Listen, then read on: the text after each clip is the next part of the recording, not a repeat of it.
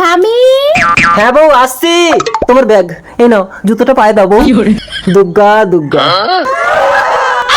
ওই তো মন্ত্রী মশাই এসে গেছে, মন্ত্রী মশাইকে বলো বলো।